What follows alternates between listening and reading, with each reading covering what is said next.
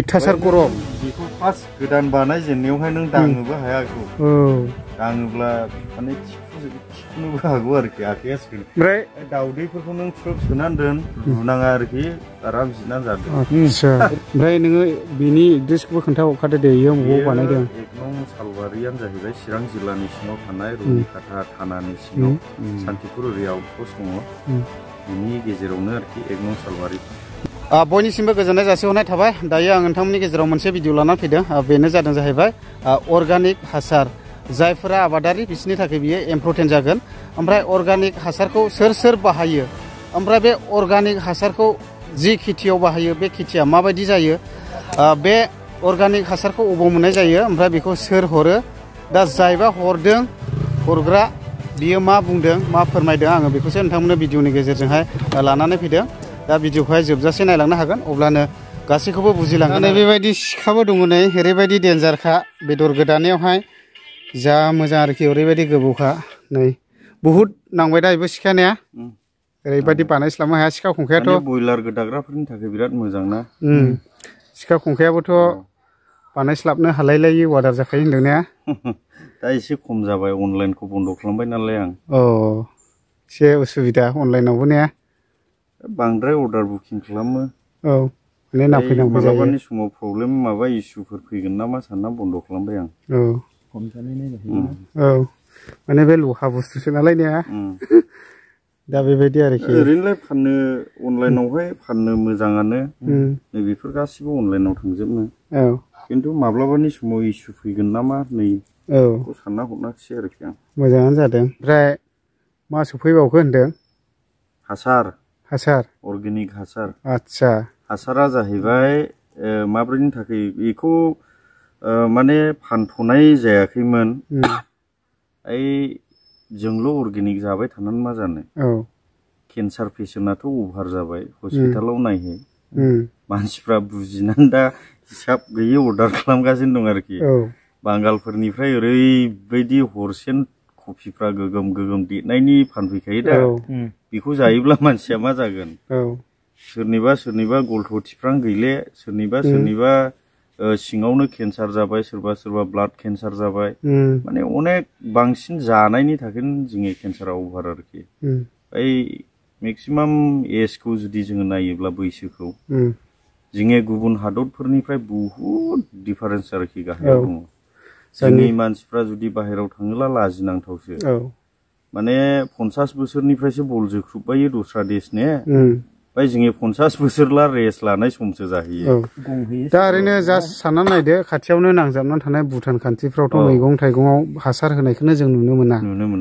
होमब्ला जोंनिया दिनै बिसोरजोंनो कम्पेयार खालाम नों बिसिनि बैसोआ 100नि गोजौआव थाङो बिसिनि दाबो मानसिनि जोरनाया जोंनिया 70 थांबाथाय थोबाय सानदों आरोखि जथेस्थ मोनब्रैबाय सानदों आरो मोनफ्रुजोबखाबाय आरोखि बेवहाय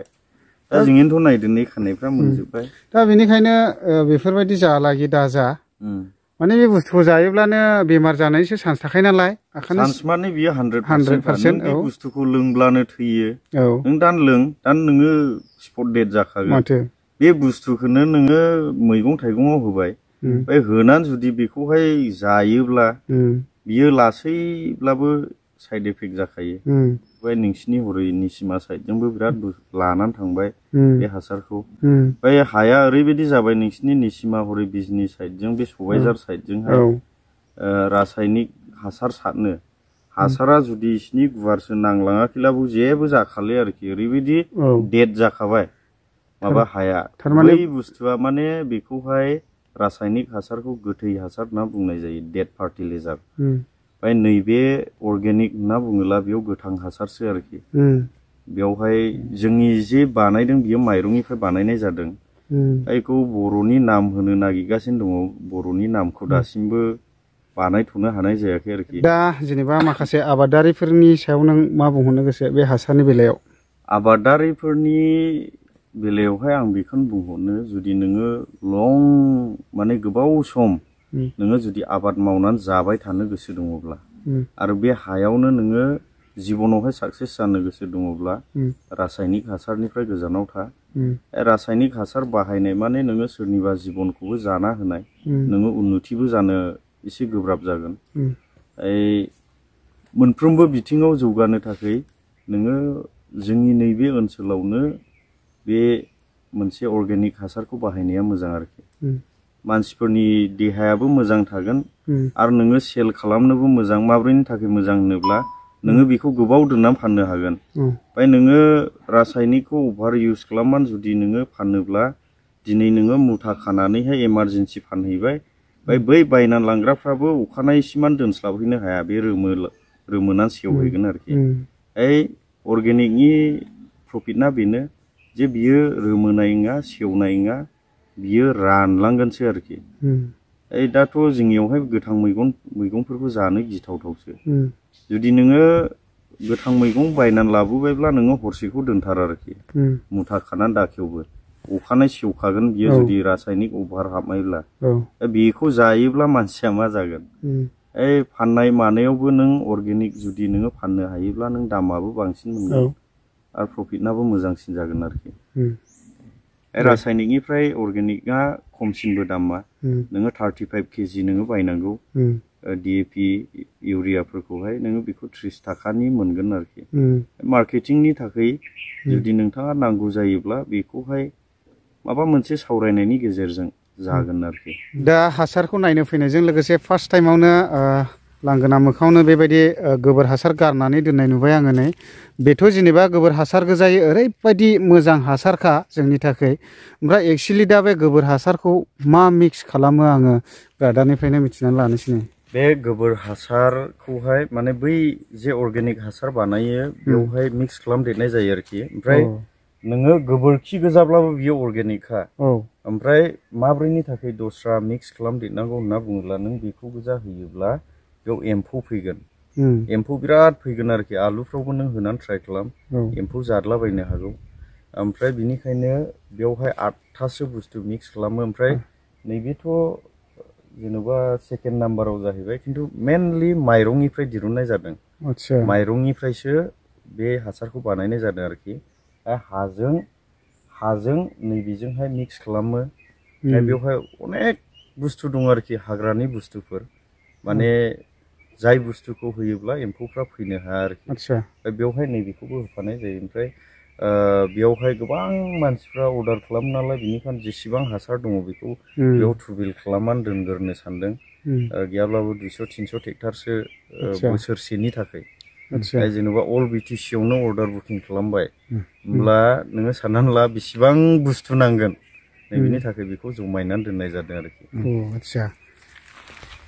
दा जोङो सिङाव नायनायसै आंजों लोगोसे दङ नै ब्रादार सुरजन ओमफ्राय ब्रादार देरहासार इस्लारि जों साथामजों आरो माबायदियै हासारखौ बानायनाय जायो आं एसे मोजाङैनो नायबिजिरनायसै नोंथांमोनाबो नायलांनो हागोन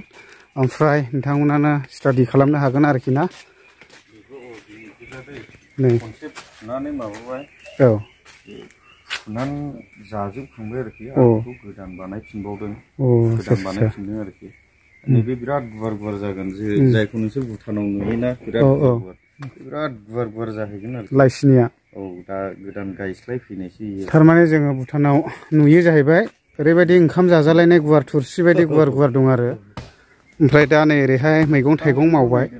गासिबो अर्गेनिक बानायजोबनाय आरोखि मा बिफां इयो गरसि नैबे बिन्सा ओमफ्राय नैबेथ' टमेट' जाहैबाय टमेट' दा बेबायदि जाबाय आरो नै ओरैबायदि गोसोमल' जाखांबाय आरोखि सोमखोरल' दा बिन्स ओमफ्राय टमेट' ओमफ्राय ओरैहाय नायदो नै हादलाव खुरि स्ट्रबेरि गोजा दायो ने दा बियो माने गायगोदानसो नालाय मथा मथि सप्तासेसोनि गेजेराव नायदो आरोखि बेखौहाय ओरैबायदि गोसोमल' जागोन बियो ओमफ्राय दा आङो मेन गुदामाव हाबनोसै नै दा बेबायदि आरोखि मा बानायनाय जायो नै बानायगासिनो दं नै बेखौ दांनायनो हागोन नों बिराद गरम आरोखि इयो अरजों रुनाय बायदिसो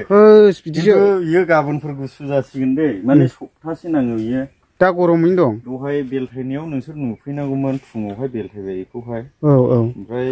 जेब्ला बेलथायबाय होनब्ला आखुन्दै खुग्लुंजोबगोन आरोखि बेखौ माइरंजों बानायनाय जादों ओमफ्राय बेखौ गाबोन फुङावहाय नैबेयाव गुफुर जाजोबनाय नुगोन आरोखि बे हानि माखासे हिउमास माइक्र' अर्गानिजम बुस्थुआ बे मोखाङाव जाखांफैजोबो आरो माने बेबायदि दुहुरा मोनसे बानायनो थाखाय सप्तासे सम नाङो बेबायदिखौ ने नायनो हागोन दाबो गरमैनो दं गथ'नै बुहुद गुदुं नै मथा मथि हाथफ्लायावहाय दै नायोब्ला माबायदि बिदिसो नै आयु अयथासार गरम बेखौ फार्स्ट गोदान बानायजेननायावहाय नों दाङोबो हाया बेखौ दाङोब्ला माने थिफुनोबो हागौ आरोखि आखाइया सोनो ओमफ्राय दाउदैफोरखौ नों थ्रोब सोनानै दोन रुनाङा आरोखि आराम जिरनानै जादो ओमफ्राय बे गोजौनिया मा बे जुजाइ जुजाइबो मिक्स दङ बेयाव नैबेयाव नुगोन जुजाइबो नुगोन नानानथा किसिमनि ने ओमफ्राय नोङो बेनि एड्रेसखौबो खोन्थाहरखादो दे इयो बबाव बानायदों 1 नं सालबारियानो जाहैबाय चिरां जिल्लानि सिङाव थानाय रुनिकाटा थानानि सिङाव सान्तिपुर ओरै आउटपस्ट दङ बिनि गेजेरावनो आरोखि 1 नं सालबारि ओमफ्राय लांफैयोब्ला मोनलाङोबो जाहैबाय दा मेक्सिमाम क'क्राझार टु बङाइगाव बेयावहाय लांफैयाब्लाबो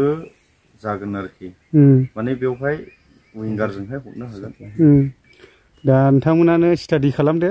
बिनि माबाखौथ' मिथिखाबाय माबायदियै बुंबोखाबाय बेखौ बाहायोब्ला मा जागोन ओमफ्राय बाहायनानै मा मोनो ओमफ्राय बाहायखांनानै मोनखांनायनि उनाव मा जाहैगोन बे गासिबो दंखायो नालाय डक्टरा दंब्ला साबसिन जागौमोन डक्टरानो गैया बेखौ बानायग्राया बेनोथ' ओमफ्राय दा बे बुस्थुआ नै दा बेबायदि आरोखि दा नैबे बुस्थुआ बे भुटानावहाय नोंसोर गायनाय नुयो दा गुवार गुवार लाइसिनि नैबे बुस्थुआ जेराव फोदों बेयाव दोननायनि नङा आरोखि बेखौ बुथुनानै गायस्लायहैनांगौ होनब्लासो गुवार गुवार जागोन आरोखि बुथुनानै गायस्लायनांगौ बेखौ सब बियो बेयावनो दोनबायब्ला नैबेबायदि बिबार बारगोन आरोखि बेखौ गायस्लायजोबनांगौसो